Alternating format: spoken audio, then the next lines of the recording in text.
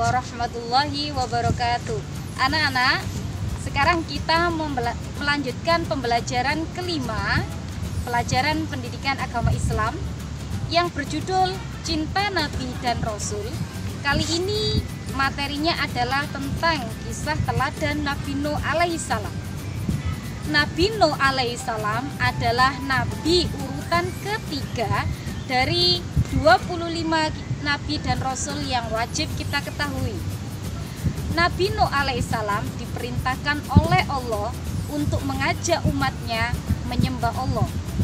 Akan tetapi, banyak dari mereka yang tidak mau menaati perintah Allah, berbuat syirik, berbuat dosa, dan suka menghina Nabi Nuh alaihissalam. Akan tetapi, beliau tetap sabar. Nuh alaihissalam mengajak umatnya yang durhaka tersebut supaya kembali menyembah Allah, meninggalkan perbuatan dosa, berakhlak mulia, dan bersyukur kepada Allah. Kemudian Allah memberi balasan kepada kaumnya Nabi Nuh yang beriman berupa pahala dan surga. Sedangkan mereka yang tidak beriman kepada Allah diberi balasan berupa azab banjir yang sangat dahsyat. Jadi anak-anak, kaumnya Nabi Nuh alaihissalam ini yang tidak beriman kepada Allah, mereka diberi azab oleh Allah berupa banjir yang sangat dahsyat. Maka dari itu anak-anak, Nabi Nuh ini akhirnya diperintahkan oleh Allah Subhanahu wa Ta'ala untuk membuat kapal yang sangat besar dengan tujuan menyelamatkan umatnya yang beriman tadi dari musibah banjir besar. Kemudian mereka yang beriman selamatlah dari musibah banjir besar itu dengan menaiki kapal Nabi Nuh. Sedangkan mereka yang tidak beriman, mereka tenggelam dari musibah banjir besar tadi, termasuk salah satu putranya Nabi Nuh yang bernama Kan'an. Karena Kan'an ini termasuk salah satu yang tidak beriman kepada Allah. Kan'an akhirnya juga tenggelam dalam musibah banjir besar tadi. Anak-anak, untuk lebih jelasnya, mari kita saksikan bersama-sama kisah berikut ini.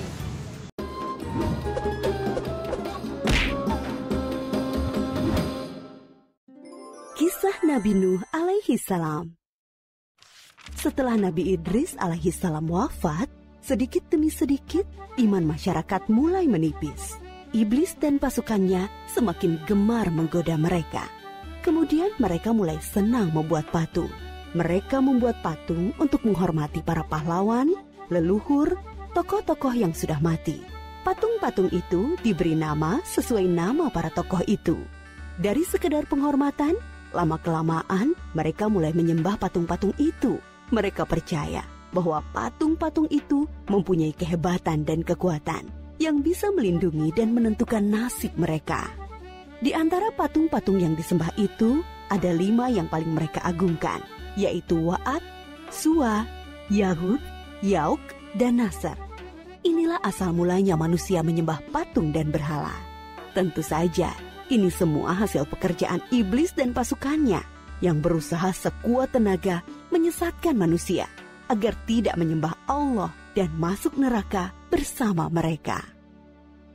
Allah tidak membiarkan manusia tersesat semuanya tanpa petunjuk. Maka Allah memilih Nuh alaihissalam untuk mengingatkan kaumnya agar mereka meninggalkan penyembahan dan berhala dan kembali menyembah Allah Subhanahu wa Ta'ala. Siapakah Nuh alaihissalam? Nuh adalah cucu dari Nabi Idris. Fisiknya kuat, terbukti dari umurnya yang sangat panjang, sekitar 1000 tahun. Hatinya mulia dan sabar luar biasa. Pikirannya juga sangat cerdas, rendah hati, soleh, dan taat kepada Allah. Nabi Nuh adalah Rasul Allah Subhanahu wa Ta'ala yang pertama. Sebelumnya, Allah hanya mengangkat nabi-nabi saja. Mulailah Nabi Nuh berdakwah kepada kaumnya. Nabi Nuh mengajak mereka untuk memohon ampun atas dosa-dosa mereka dan kembali menyembah Allah agar tidak terkena azab dari Allah. Sangat tekun Nabi Nuh mengajak kaumnya dengan berbagai cara, dengan terang-terangan di hadapan banyak orang, dengan diam-diam mendatangi seorang demi seorang. Berulang-ulang, siang dan malam, selama kurang lebih 950 tahun lamanya. Tetapi sedikit sekali yang mengikuti seruan Nabi Nuh. Kebanyakan dari pengikutnya ini adalah orang miskin dan pekerja kasar. Jumlahnya sekitar 80 orang. Yakni sebagian besar kaumnya tidak mau mengikuti ajaran Nabi Nuh. Mereka bersikap angkuh dan sombong dengan menutup rapat-rapat telinga mereka jika Nabi Nuh mulai berbicara untuk mendakwahi mereka. Bahkan mereka menantang Nabi Nuh agar mendatangkan azab yang diancamkan oleh Allah Subhanahu wa Ta'ala. Nuh, sudahlah, berhenti bicara. Percuma, kami tidak akan percaya. Sekarang begini saja, datangkan azab itu pada kami jika kau memang benar.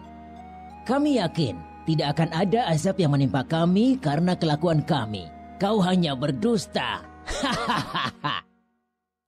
Nabi Nuh mengadu kepada Allah tentang pembangkangan kaumnya yang terlaluan.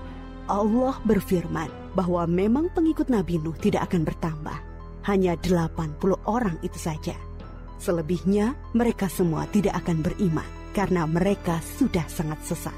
Setelah jelas ketetapan Allah bahwa orang-orang itu tidak akan beriman, maka Nabi Nuh memohon kepada Allah.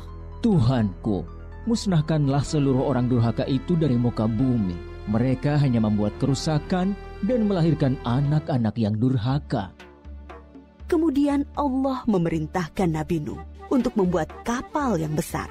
Pada masa itu ilmu perkapalan belum berkembang dengan baik. Allah mengajarkan ilmu itu kepada Nabi Nuh. Maka Nabi Nuh bersama pengikutnya membuat kapal besar terbuat dari kayu. Kayu itu didapati dari pohon-pohon di hutan di sekitar mereka. Ejekan kaum Nabi Nuh semakin menjadi-jadi. Melihat pembuatan kapal itu terasa aneh bagi mereka. Apalagi mereka tinggal jauh dari laut. Lihatlah. Terbukti bahwa Nuh gila. Apa itu? Bikin kapal ya? Untuk berlayar di hutan. Nabi Nuh dan pengikutnya bersabar dan tetap tekun menyelesaikan kapal itu. Akhirnya kapal besar itu selesai.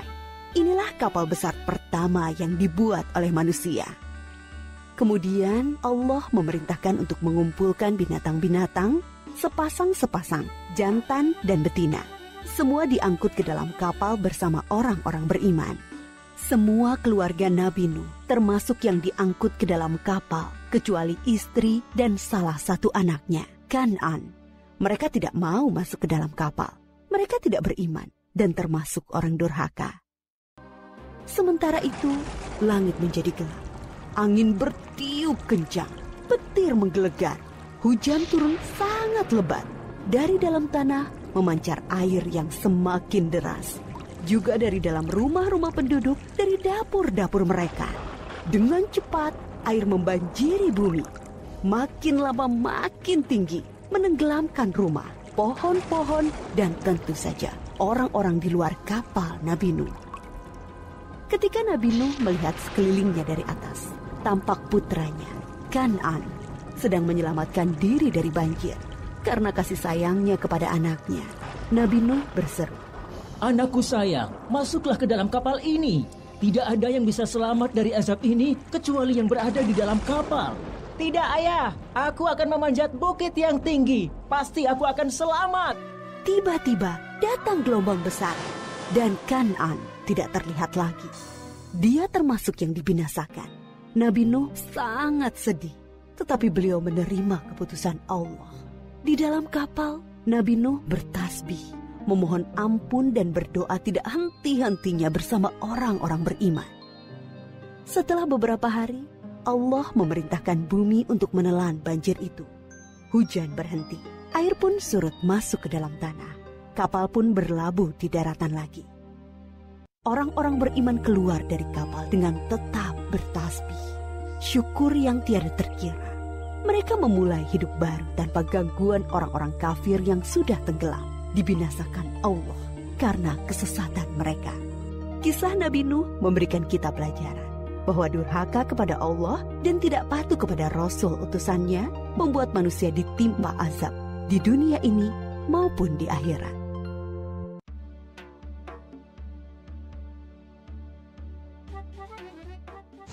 Anak-anak, bagaimanakah kisah Nabi Nuh alaihissalam tadi? Dari kisah Nabi Nuh alaihissalam dapat kita ambil pelajaran yang pertama, kita harus senantiasa taat kepada Allah Subhanahu wa taala. Karena apa, anak-anak? Kalau kita senantiasa taat kepada Allah, kita selalu menaati perintah Allah, maka kita akan selamat di dunia dan di akhirat. Dan hidup kita akan mendapat balasan berupa pahala, di akhirat akan masuk surga. Sedangkan yang tidak taat kepada Allah dan menolak perintah Allah, maka akan mendapat balasan berupa dosa dan di akhirat akan masuk neraka. Sekian anak-anakku pembelajaran kali ini, sampai bertemu kembali dalam pembelajaran selanjutnya. Saya akhiri, wassalamualaikum warahmatullahi wabarakatuh.